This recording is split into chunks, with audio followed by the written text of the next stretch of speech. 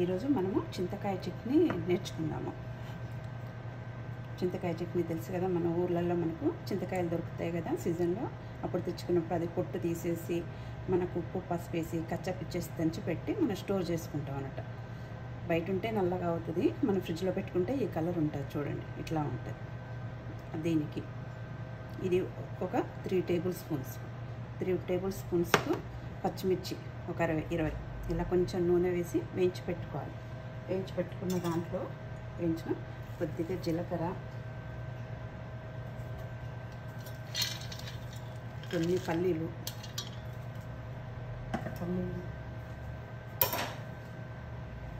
కొన్ని వెల్లిపాయలు ఇవి వేసి మిక్సీ కొట్టుకోవాలి. ఫస్ట్ మనం మిక్సీ కొడతాం, మిక్సీ చేయాలి. ఇవి బాగా కచ్చాపిచ్చిగా గ్రైండ్ చేయండి.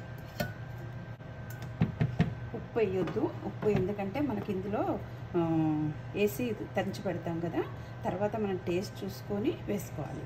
ముందు వేసారనుకోండి, తర్వాత అయితే మనకు అది అయిపోతుంది. ఇప్పుడు ఇది మిక్సీ పట్టుకొచ్చుకుందాం మనం. చూసారా, ఇప్పుడు మనం ఇది కచ్చాపచ్చగా మిక్సీ పట్టుకున్నాం అన్నమాట. దీంట్లో మనం ఇప్పుడు ఈ పేస్ట్ వేద్దాం. పేస్ట్ వేసి కొద్దిగా వాటర్ వేసి మిక్సీ కొడదాం. ఇలా పేస్ట్ చేసుకొని పెట్టుకోవాలి. ఇది తర్వాత మనం తాలింపించుకుందాం.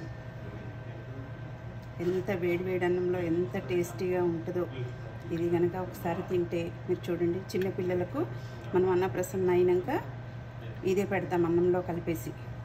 8వ నెల వచ్చినాక కొంచెం పుల్లగా ఉంటే బాగా తింటారు. వాళ్ళకే కాదు, మనకు కూడా చాలా బాగుంటుంది. కొంచెం ఆయిల్ ఎక్కువ వేసుకోండి, బాగుంటుంది. దీన్ని ఇప్పుడు మనం తాలింపించుకుందాం. కొద్దిగా జీలకర్ర, కొద్దిగా ఆవాలు, కొద్దిగా ఎండుమిరపకాయ గింజలు,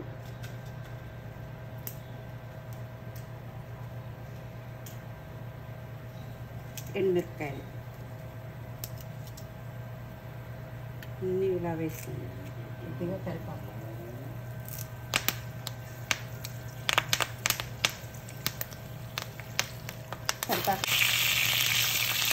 ఇప్పుడే కొంచెం వేగనియండి. కొద్దిగా మినపప్పు ఇప్పుడు వేయండి. ముందే వేస్తే మినపప్పు మాడిపోతుంది మనకు, అందుకని ఇప్పుడు వేయండి. చేతిలో వేసేసి కొంచెం ఇంగువ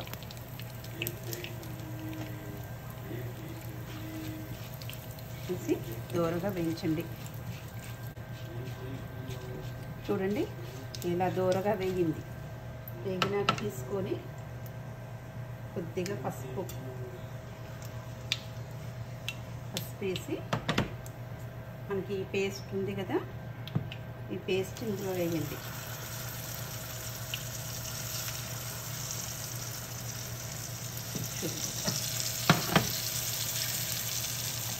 ఎంత టేస్టీగా ఉంటుందంటే ఇది, ఎంత టేస్టీగా ఉంటుంది. మీరు తిన్నారంటే మళ్ళీ తినాలనిపిస్తుంది. కొద్దిగా మెంతి పొడితో చాలా రుచి వస్తుంది దీన్ని.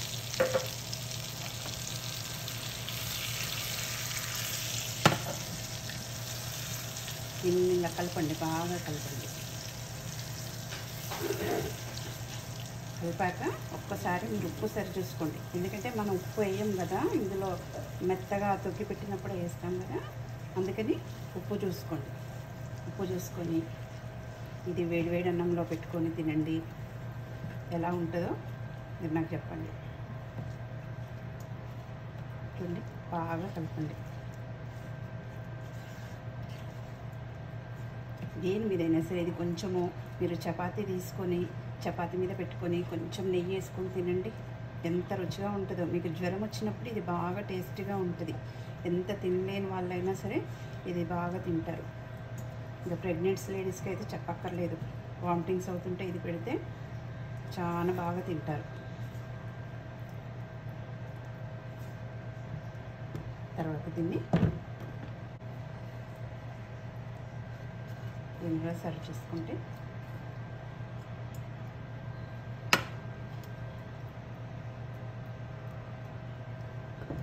ఇంతేనండి, ఎంత ఈజీగా చూసారా. గుమ్మగుమ్మలాడే చింతకాయ చట్నీ రెడీ. అన్నంలో పెట్టుకొని తినేయడం ఆలస్యం. లోకాం సమస్తాం సుఖినో భవంతు.